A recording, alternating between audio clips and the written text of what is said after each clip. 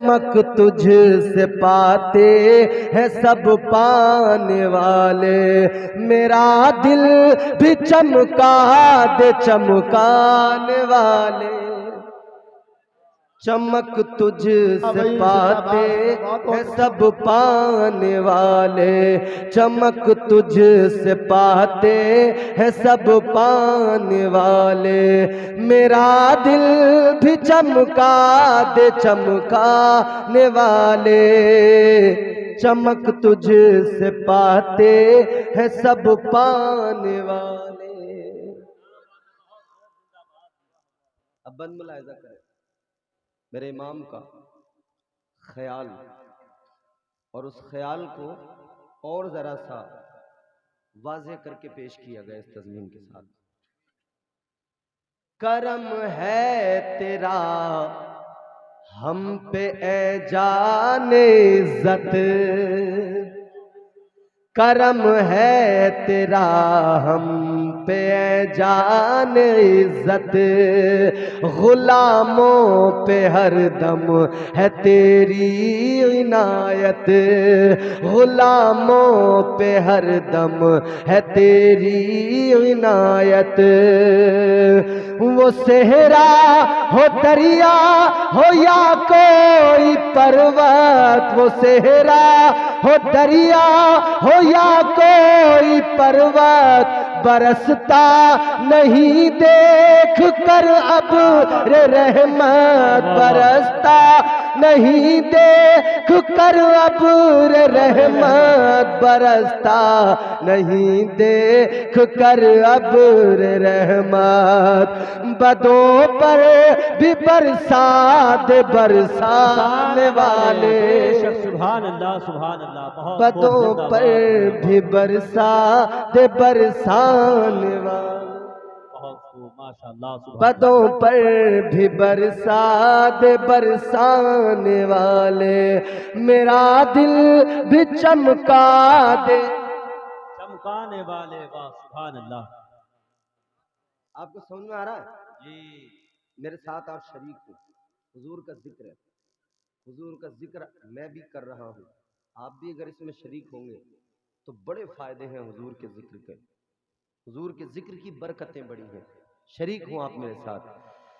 چمک تجھ سے پاتے ہیں سب پانے والے، چمک تجھ سے پاتے میرا دل بھی چمکا دے چمکانے والے، چمک تجھ سے پاتے ہیں سب پانے والے، یہ نجدی منافق یہ گندا ہے واللہ،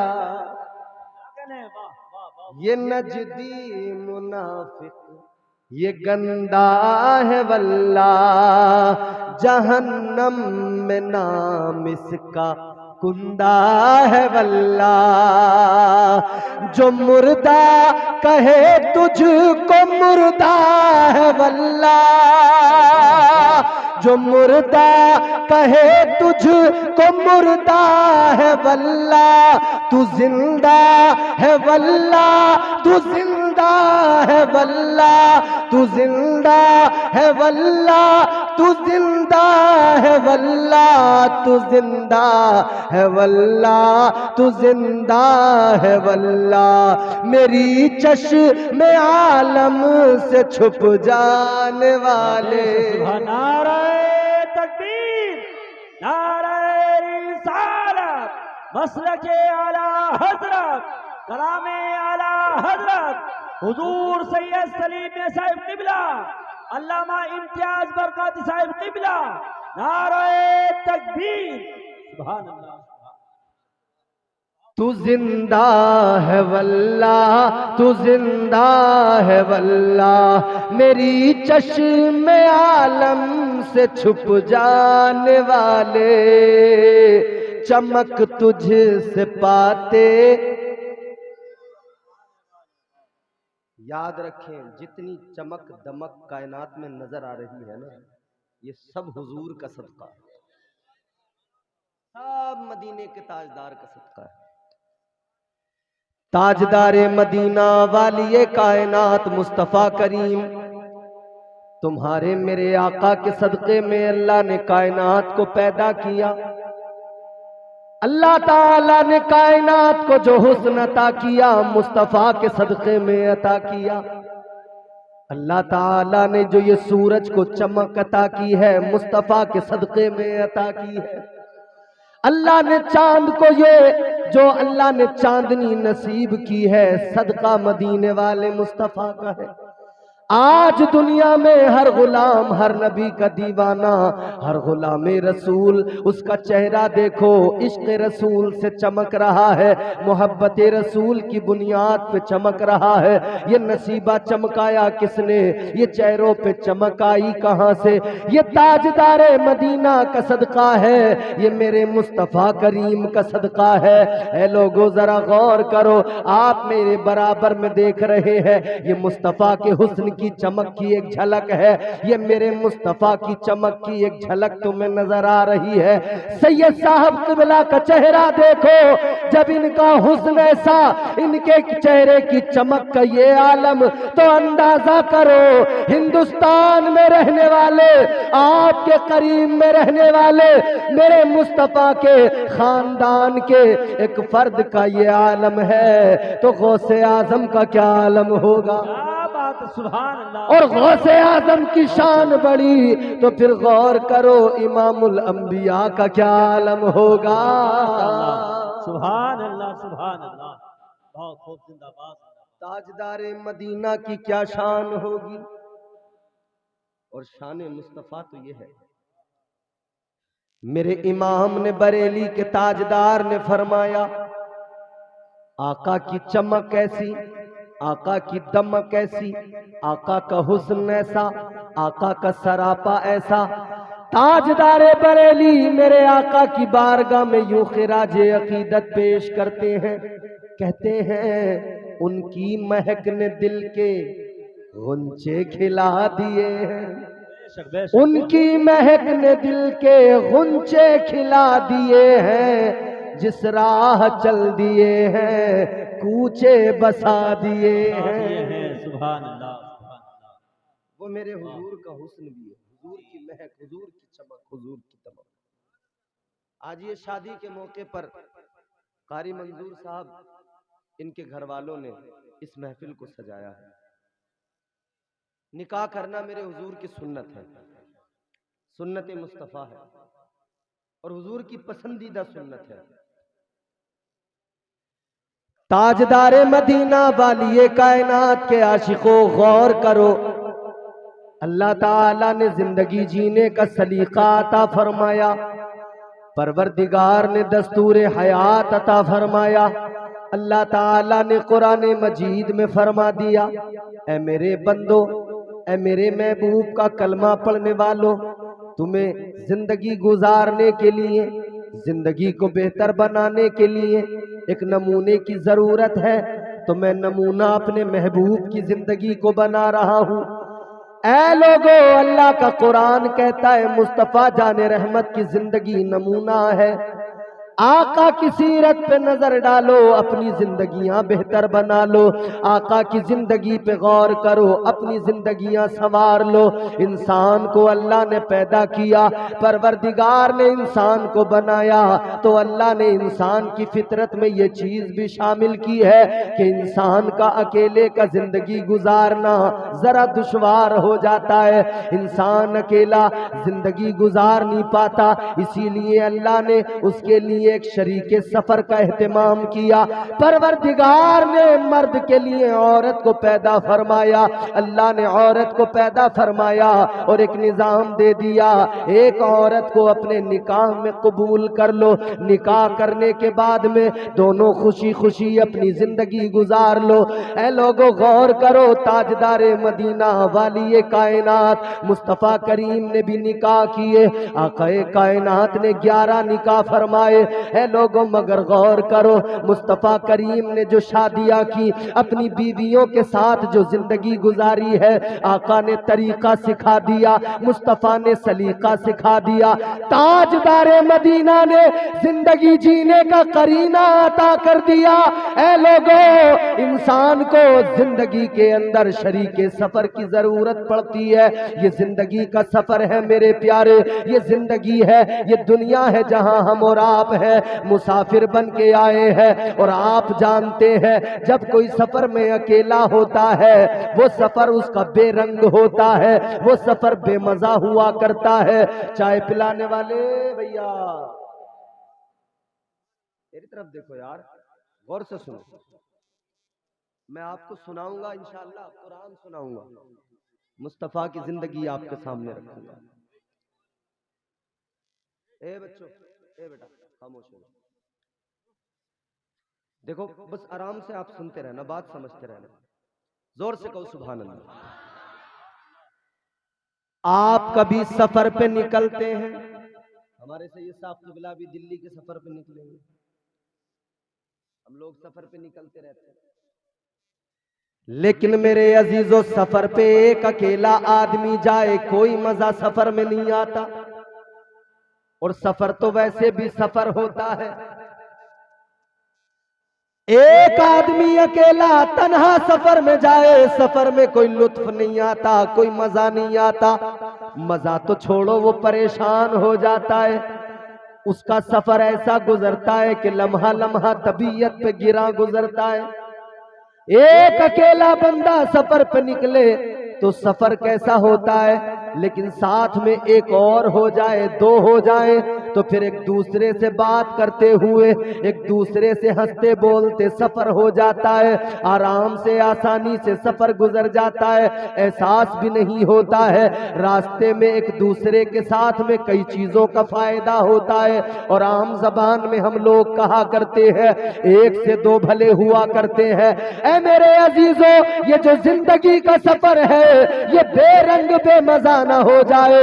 اللہ نے اسی لیے تنہا نہیں رہنے دیا، پروردگار نے اس سفر کے اندر ایک ساتھی عورت کی شکل میں عطا کر دیا۔ وہ ساتھی عطا کر کے اللہ نے اپنے بندوں کی تسکین کا سامان کر دیا۔ اے میرے بندو، زندگی کے سفر میں دشواریاں نہ آئے، آسانی سے سفر گزر جائے، یہ شریک سفر ہے۔ ایک دوسرے کے ساتھ محبت سے رہنا اور اس سفر کو آپس میں محبت سے پورا کر لینا۔ تو اللہ نے جب پہلے انسان حضرت آدم علیہ السلام کو پیدا کیا تو ساتھ ہی ساتھ اللہ نے پھر جب آپ کو جنت میں بھیج دیا نا، جنت کے اندر تھے، تو پھر اللہ تعالیٰ نے آپ کی بائیں پسلی سے حضرت حوا کو پیدا فرما دیا، پہلی عورت، پہلی خاتون۔ اور لطیف بات یہ ہے، حضرت آدم کو اللہ نے پیدا کیا، پھر جنت میں داخل کیا، جنت میں آپ رہنے لگے مگر دل نہیں لگتا تھا۔ عورت کی اہمیت کس میں؟ مرد جنت کے اندر، حضرت آدم علیہ السلام جنت کے اندر، مگر دل نہیں لگتا ہے، کیونکہ انسان کے خمیر میں یہ چیز ہے، اسے اپنا ہم جنس چاہیے۔ انسان کے ساتھ ہی رہتا ہے، انسان کو جنگل میں چھوڑ دو رہ نہیں پائے گا، جانوروں میں چھوڑ دو رہ نہیں پائے گا، انسان انسانوں میں رہے گا، لیکن جانور انسانوں کے ساتھ رہ لیا کرتے ہیں۔ ایک اکیلا جانور انسانوں کے ساتھ رہ لیتا ہے، لیکن ایک اکیلا انسان جانوروں میں نہیں رہ سکتا ہے، انسان کی طبیعت میں اس کے خمیر میں ہے۔ حضرت آدم اکیلے انسان تھے، اکیلے بشر تھے، کوئی اور انسان نہیں تھا، طبیعت نہیں لگتی تھی، دل نہیں بہلتا تھا، لیکن یہ بھی دیکھ لو تھے کہاں پر؟ آج ساری دنیا سارا زمانہ مرتا ہے، ہم جنت میں چلے جائیں، جنت میں چلے جائیں، ہر انسان تمنا کرتا ہے۔ حضرت آدم تو جنت کے اندر تھے، جنت کی بہاریں تھیں، جنت کی رونقیں تھیں، جنت کے نظارے تھے، سب کچھ تھا، مگر طبیعت نہیں لگتی تھی، دل بحال نہیں تھا۔ تو اللہ تعالیٰ نے ایک روز جب یہ سوئے، ان کی بائیں پسلی سے پہلی عورت کو پیدا کر دیا۔ تمہاری میری ماں، نسل انسانی کی ماں حضرت حوا کو اللہ نے پیدا کر دیا۔ پروردگار نے حضرت حوا کو پیدا کیا، پھر اللہ تعالیٰ نے فرما دیا وَقُلْنَا يَا آدَمُ اسْكُنْ أَنْتَ وَزَوْجُكَ الْجَنَّةَ۔ سبحان اللہ سبحان اللہ تعالیٰ نے فرمایا اے آدم و حوا، اے آدم اپنی زوجہ کے ساتھ جنت میں رہو۔ حضرت حوا کو اللہ نے پیدا کہاں کیا؟ جنت کے اندر۔ مفسرین اکرام نے اس کی وجہ بیان کی، فرماتے ہیں اللہ نے جنت میں ہی عورت کو کیوں پیدا کیا؟ عورت کو اللہ کہیں اور بھی پیدا کر سکتا تھا۔ عورت کو اللہ نے جنت کے اندر پیدا کیا۔ اب ذرا بات بڑی لطیف ہے، توجہ سے سننا۔ اللہ تعالیٰ نے عورت کو جنت کے اندر پیدا کیا، یعنی عورت کی آنکھ کھلی ہے تو اس نے سب سے پہلے جنت کو دیکھا ہے۔ عورت کی آنکھ کھلی، اس کی نظر جنت کی بہاروں پہ پڑی ہے، جنت کے نظاروں پہ پڑی ہے، عورت نے سب سے پہلے جنت کو دیکھا ہے۔ غور کرو میرے عزیزو، اب مفسرین فرماتے ہیں کہ اللہ نے عورت کو جنت میں کیوں پیدا کیا، اس کی وجہ بیان کی گئی۔ ایک وجہ یہ بیان کی گئی کہ اللہ نے عورت کو مزاج دیا، جنت میں پیدا کر کے دنیا کی پہلی عورت کو مزاج دیا۔ اے عورت تجھے جنت میں پیدا کیا جا رہا ہے، آنکھیں کھول کے جنت کو دیکھ، جنت کی بہاروں کو دیکھ، جنت کے نظاروں کو دیکھ، جنت کے حسن کو دیکھ، جنت کی پاکیزگی دیکھ، جنت کا ماحول دیکھ، جنت کی فضائیں دیکھ، جنت کا ماحول دیکھ، ساری جنت کو دیکھ لے۔ آج جنت کے اندر ہے، آج جنت پہ نظر ڈال لے، جنت کو ذرا قرینے سے دیکھ لے، جنت کو دیکھ لے، کیونکہ تجھے دنیا میں جانا ہے۔ جب تو دنیا میں جائے گی، دنیا میں تجھے اپنا ایک گھر بسانا ہے، جب تو دنیا میں جا کر اپنا گھر بسائے گی، یاد رکھنا ادھر دنیا میں اس جنت کو نہ بھولنا، اس جنت کو یاد رکھنا اور اپنے گھر کو جنت کا نمونہ بنا دینا۔ سبحان اللہ سبحان اللہ، بہت خوب بہت۔ اپنے گھر کو جنت کا، اللہ نے عورت کو مزاج دیا تھا اپنے گھر کو جنت کا نمونہ بنا دے۔ یہ الگ بات ہے کہ آج عورتوں نے جنت کو، گھر کو جنت کا نمونہ نہیں کچھ اور ہی بنا رکھا۔ اللہ تعالیٰ نے حضرت حوا حضرت آدم جوڑا ملا دیا، پوری تفصیلات ہیں، دانے گندم کھایا، وہ تمام تر تفصیلات پھر اللہ نے زمین پہ بھیج دیا۔ حضرت آدم علیہ السلام دنیا کے اندر زمین پر آئے، اللہ تعالیٰ نے آپ کی توبہ کو جب قبول کر لیا تو پھر بلبل سدرہ کو بھیجا، طائر سدرہ کو بھیجا، فرمایا جبرائیل جاؤ، اب زمین پہ انسان کو آباد کیا جائے گا، اب زمین پہ انسانیت کو آباد کرنے کا وقت آیا ہے، اب آدم کو ذرا دنیا میں رہنے کے طریقے سکھا دو، کھیتی کرنا سکھا دو، زمین کا سینہ چاک کر کے اس میں دانا ڈالنا سکھا دو، زمین سے فصلیں اگانا سکھا دو، زمین سے اپنے لیے چیزیں پیدا کرنا سکھا دو، کیونکہ اب نے دنیا میں رہنا ہے، زمین پہ رہنا ہے، یہیں پہ زندگی کو گزارنا ہے، انسانیت کو فروغ ملے گا۔ حضرت آدم کو اللہ نے نبوت و رسالت سے نوازا تھا، اللہ نے قانون بھی دیا تھا، اللہ نے نظام بھی دیا تھا۔ اے میرے عزیزو غور کرو،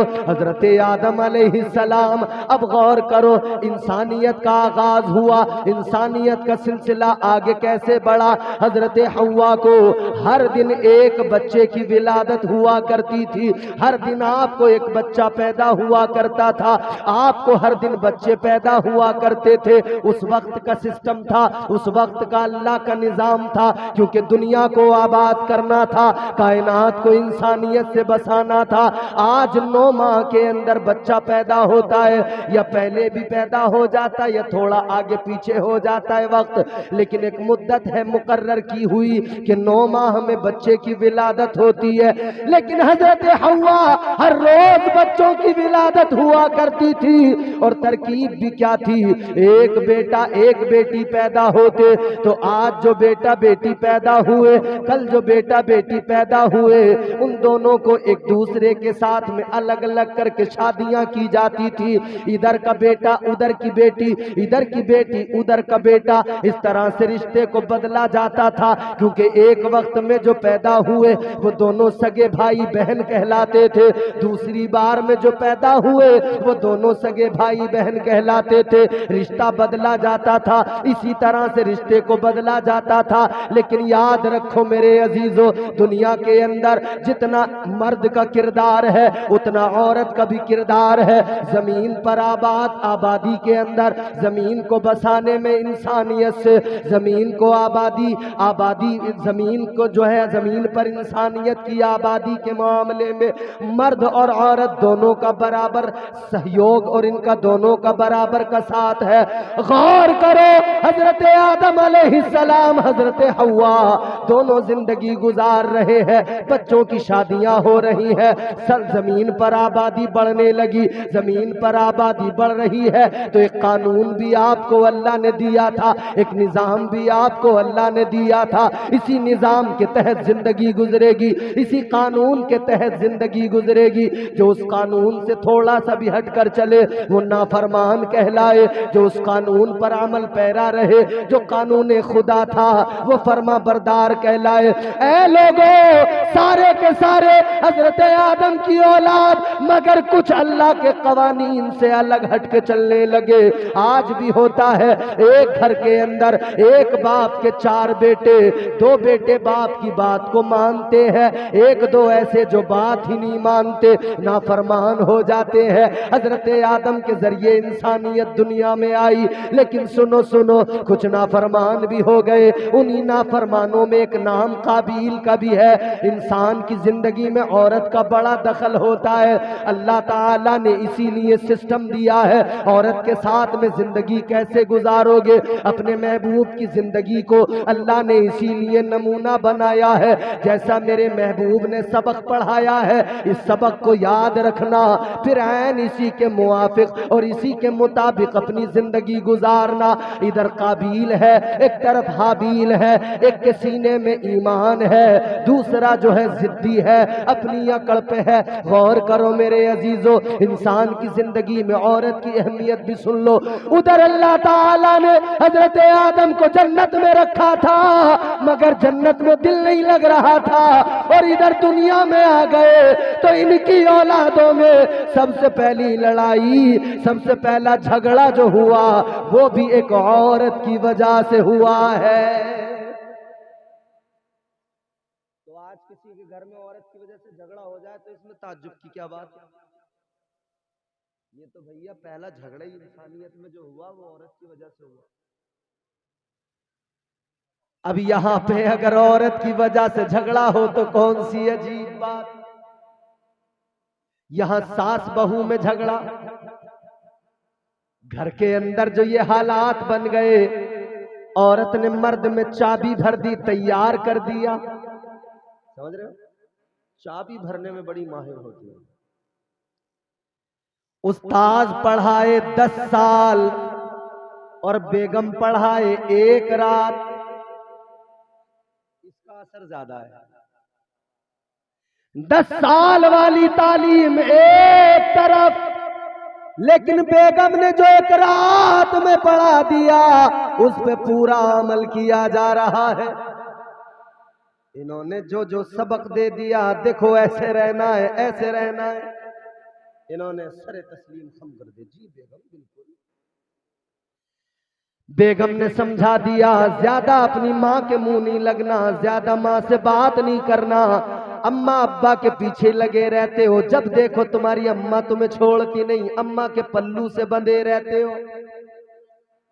اچھا بڑے معاملات پیچیدہ ہو جاتے ہیں، آدمی بھی بڑا پریشان ہوتا، کئی بار بیلنس نہیں کر پاتا، مشکل ہو جاتا. ادھر اماں ہیں، ابا ہیں، بہنیں ہیں، بھائی ہیں، اور دوسری طرف بیگم ہیں، ساس ہیں، سسر ہیں، سالیاں ہیں. ذرا سا کچھ معاملہ ہوا تو ادھر سے فون آ گیا.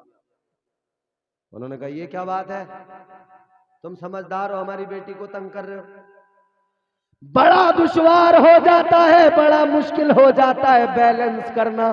ایک انسان کی، ایک مرد کی زندگی تو دیکھو، شروع سے دیکھو اس کو بیلنس کرنے میں لگا ہوا ہے، شروع سے دیکھو اس کو معاملات کو سنبھالنے میں لگا ہوا ہے. پیدا ہوا، پیدا ہونے کے بعد میں ذرا سی زندگی کا وہ حصہ کھیلنے کودنے کے لیے ملا، پھر اس کو پڑھنا لکھنا بھی تھا اسی زندگی میں، اس کو تعلیم بھی حاصل کرنا تھا. اس نے پڑھائی لکھائی کی، تعلیم حاصل کی، تعلیم حاصل کرنے کے بعد میں جیسے تھوڑا بڑا ہوا، اب اس نے بیلنس کرنا شروع کر دیا. اب اس نے سوچا پڑھائی کے ساتھ کوئی کام بھی کر لوں تاکہ گھر کے خرچے بھی نکل جائیں، گھر کے خرچ بھی نہ نکل سکے تو میرا تو خرچ نکل سکے، میں گھر والوں پہ بوجھ نہ بن سکوں. پڑھ بھی رہا ہے، اپنے بھی خرچ نکال رہا ہے. جیسے جیسے وقت گزرتا گیا، اب گھر کی ضرورتیں اسے آواز دینے لگی، اب گھر کی حاجتیں اسے پکارنے لگی. اب یہ گھر بھی چھوڑ کے نکل گیا. کس کی خاطر نکلا ہے؟ ماں باپ کی خاطر نکلا ہے، بھائی بہنوں کی ضرورتیں اس کے سامنے ہے، گھر کے حالات اس کے سامنے ہے. اب یہ بیلنس کرنے لگا، اپنی خواہشوں کو ایک طرف چھوڑ دیا. اب دل کے اندر اگر کوئی خواہش ہے، کوئی تمنا ہے تو اس کو دل میں دبا دیتا ہے، گھر والوں کی فکر میں لگ گیا ہے. کبھی کہیں جا کے کماتا ہے، کبھی کہیں جا کے کماتا ہے، کوئی دلی میں جا کے کما رہا ہے، کوئی بمبئی میں سب اپنوں کو چھوڑ کے چلا گیا، اکیلا جا کے کام کر رہا ہے، محنت کر رہا ہے، کما رہا ہے. ہم نے تو وہ بھی نوجوان دیکھے رات دن محنت مزدوری کرتے ہیں، انہیں سونے کو صحیح سے جگہ بھی شہر میں نہیں ملتی. کارخانوں میں کام کرنے والے دن بھر کام کریں گے، رات کو اسی قطرن پہ سو جاتے ہیں، لیکن ماں باپ کے لیے محنت ضرور کرتے ہیں، بھائی بہنوں کی پڑھائیوں کا خیال کرتے ہیں. یہ بیلنس کرنا شروع کر دیا. پھر وہ وقت آیا، کہا کہ چلو اب اس کی شادی کر دی جائے، اب اس کا نکاح کر دیا جائے. نکاح کیا گیا تو نکاح کے بعد میں بیگم آ گئی. اب پھر اسے بیلنس کرنا پڑ رہا ہے، ایسا نہ ہو جائے کل میری بیوی نہیں تھی، میں ماں باپ کا خیال رکھتا تھا، بھائی بہنوں کا خیال رکھتا تھا، آج کہیں یہ نہ ہو جائے بیوی آنے کے بعد میں کوئی یہ نہ کہہ دے اب بیوی کا غلام ہو گیا ہے، اب جورو کے پیچھے پیچھے چلتا ہے، اب اماں کو نہیں دیکھتا، ابا کو نہیں دیکھتا ہے. بڑی جلدی انگلی اٹھ جاتی ہے، اسے وہ بھی خیال ہے، وہ بھی فکر ہے. ادھر بیگم ہے، سسرال ہے، وہ بھی فکر لگی ہے کہ سسر یوں کہے گا میری بیٹی کو لے کے گیا ہے تو ذمہ داری کوئی اور تو نہیں اٹھائے گا، تو اٹھائے گا، کون ذمہ دار ہے؟ ساس کہے گی تو تو ماں باپ بھائی بہنوں میں ہی لگا رہتا ہے، کبھی اپنی بیوی کا بھی خیال کیا کر. بیوی کہے گی میں بھی تو تیرے سہارے ہوں. اب یہ بیلنس کرنے لگا، اگر وفادار بیٹا ہے تو ماں کا بھی خیال رکھتا ہے، اگر بہترین شوہر ہے تو بیوی کا بھی خیال رکھتا ہے، اور اگر یہ کوالٹی پیدا نہیں ہوئی تو کسی ایک طرف کو چل پڑتا ہے، اور جس طرف کو جاتا ہے وہ آپ بھی جانتے ہیں 99% چانسز کدھر جانے کے ہوتے ہیں. بیگم کے ساتھ چل دیے جناب، اماں اکیلی رہ گئی، ابا اکیلا رہ گیا. ہوتا ہے کہ نہیں ایسا؟ بولو جی. ہوا ایک جگہ نہیں ہے، بہت جگہوں پہ ہوا. تم اپنا مت بتاؤ مجھے کہ ہوا ہے، میں آپ کو پوری مختلف جگہوں، مختلف علاقوں، مختلف شہروں کے حالات بتا دوں گا، مختلف گھروں کی باتیں بتا دوں. ادھر بندہ بیلنس بناتا رہ گیا، اگر نااہل تھا تو اس سے ہو نہیں پایا. اور بعض ایسے بھی ہوتے ہیں جو شروع سے نالائق ہوتے ہیں، وہ شروع سے نہیں سمجھتے، وہ شروع سے ہی آوارہ مزاج بن جاتے ہیں۔ ان کو ماں باپ اگر باہر بھیجے کمانے کے لیے، ان سے کہا جائے کماؤ، گھر کی ضرورتیں دیکھو، مفلسی دیکھو، تو وہ چلے تو جاتے ہیں مگر پھر بھی کوئی تیر نہیں مارتے، شہروں میں جا کر آوارہ ہو جاتے ہیں، کیونکہ انہیں صحبتیں غلط مل جاتی ہیں، دوست غلط مل جاتے ہیں۔ اور ہماری قوم کے نوجوانوں کو یہ دوستی نے بڑا برباد کیا ہے۔ یہ نوجوان بیٹھے ہیں میرے بھائی، دوستی نے، غلط صحبت نے، غلط سنگت نے نوجوان کو ایسا برباد کیا۔ جب تک یہ جوان تھا، شادی نہیں ہوئی تھی، یہ دوستوں کے پیچھے پیچھے پیچھے پیچھے بھاگنے میں رہا۔ باپ کہتا تھا بیٹا کما لے، کمائے گا تو تیری زندگی بہتر بنے گی، پڑھ لے، کام سیکھ لے، کچھ نہیں کیا۔ بس دوست نے آواز ماری، چلو، کہتا تھا دوست تیرے لیے اپنی جان دے دوں گا، تو رات کو آواز دے گا، میں رات کو نکل کے آؤں گا، اور خود اپنے حالات پہ کبھی غور نہ کیا، پھٹیچر تھا مگر دوستیوں کے چکر میں نواب بنا رہا، دوست کی اپاچے۔ اور یہ دیکھو جناب، دوست کی اپاچے پہ اڑے اڑے پھر رہے، پلسر دوست کی ہے، بغلیں ان کی پھولی ہوئی، پلسر دوست کی ہے، اکڑے ہوئے یہ ٹہل رہے ہیں۔ اور آج کل تو دوستیاں بھی لوگ دیکھ کر کرتے ہیں، مالداروں سے دوستیوں کا چلن چلنے لگا ہے۔ غریب نوجوانوں کو کوئی اپنا دوست بنانے کو تیار نہیں، مالداروں سے دوستیاں کی جا رہی ہے۔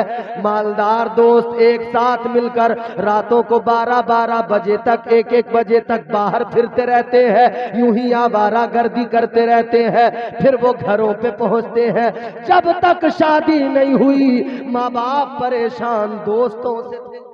نعرہ تکبیر، نعرہ رسالت، شاعر اہل سنت احمد الفتاح، نعرہ تکبیر، نعرہ رسالت، سبحان اللہ سبحان اللہ۔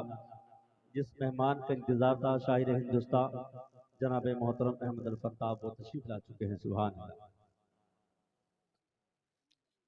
بیٹھو آپ حضرات، اب دیکھو آپ کے مہمان تشریف لے آئے، شاعر اہل سنت مداح خیر الانام محترم احمد الفتاح صاحب۔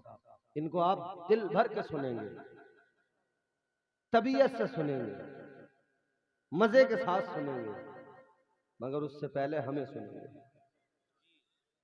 تو آپ ان کو سننے سے پہلے ہمیں سنیں گے، پھر میاں کو سنیں گے، پھر انشاءاللہ پھر پوری رات تمہاری ہوگی، آپ کے مہمان ہوں گے، آپ ہوں گے، طبیعت سے سننا، مگر ذرا آپ پہلے میری باتیں سنجیدگی سے سن لو، زور سے کہو سبحان اللہ۔ تو جب تک شادی نہیں ہوئی تو دوستوں نے اسے تباہ کر دیا، برباد رکھا، کسی کام کا نہیں بننے دیا، نہ پڑھنے دیا، نہ لکھنے دیا، نہ محنت کرنے دی، نہ کام سیکھنے دیا، کچھ نہیں کرنے دیا۔ جب ماں باپ زیادہ پریشان ہو گئے، یہ تو کوئی کام کرنے کو تیار نہیں، نہ پڑھنے کو تیار، نہ کوئی ہنر سیکھنے کو تیار، نہ کمانے کو تیار، نہ گھر کے حالات دیکھنے کو تیار۔ ماں باپ پریشان ہو گئے، کیا کرے؟ تو کسی سیانے نے آ کر مشورہ دے دیا، کسی تجربے کار نے آ کر کہہ دیا ایسے نہیں ماننے والا، اور بگڑے گا، ایک کام کرو، اس کی شادی کر دو، سدھر جائے گا۔ ماں باپ نے سوچا چلو شادی بھی کر کے دیکھ لو، شاید سدھر جائے، شاید حالات بدل جائے، شاید انسان بن جائے۔ شادی کر دی گئی، لیکن معاملہ پھر بدل گیا۔ اب تک دوستوں نے نہیں چھوڑا، اب اس کی بیوی اسے نہیں چھوڑتی۔ اب تک دوستوں نے ماں باپ سے قریب نہیں ہونے دیا، اب بیوی اس کے ماں باپ سے اسے قریب نہیں ہونے دیتی۔ ماں باپ दोनों तरफ से नुकसान में रहे, शादी से पहले भी नुकसान में ही थे, शादी के बाद भी नुकसान में रहे। गौर करो, वो माँ जिसने पाला, जिसने परवरिश की, वो बाप जिसने जरूरतें पूरी की, जिसने उस बच्चे के लिए सब कुछ किया, उन दोनों के दिल पे क्या गुजरती होगी जब एक जवान बेटा किसी का गलत राहों पे निकल जाए, जब एक जवान बेटा जिससे तवक्को थी, जिससे तमन्ना और जिससे लो लगी थी कि ये बेटा बड़ा होगा, हमारा सहारा बनेगा, हमारे काम आएगा, हमारी मुश्किलों को देखेगा, ये हमारे बुढ़ापे का सहारा और बैसाखी बनेगा। लेकिन हालात ऐसे हो गए। किसी शायर ने बड़ी प्यारी बात कही है, 4 मिसरे जरा तवज्जो से सुनना। कभी हल्की हवा मजबूत डाली तोड़ देती है, कभी हल्की हवा मजबूत डाली तोड़ देती है, कमर जैसे जवानी में गरीबी तोड़ देती है। वाह वाह, बहुत खूब, जिंदाबाद जिंदाबाद। और चौथा मिसरा सुन के तो ये कुर्सी वाले भी बोलेंगे इंशाल्लाह। जी इंशाल्लाह। कुर्सी पे बैठ के आदमी की पोजीशन चेंज ही हो जाती है जी मिनट एक ही लगता, कुर्सी पे बैठते ही पोजीशन चेंज। नीचे बैठा होगा हालत कुछ और होगी, कुर्सी पे बैठते ना टांग पे टांग आ जाती है। अल्लाह सलामत रखे। याद रखो मेरे अजीजों, आज जो सच्चाई है वो बता रहा हूं। कभी हल्की हवा मजबूत डाली तोड़ देती है, कमर जैसे जवानी में गरीबी तोड़ देती है। वो बूढ़ा बाप जो बेटे को बैसाखी समझता था, बहू इस दौर की आकर वो लाठी तोड़ देती है। क्या बात है, वाह वाह, नारे तकबीर,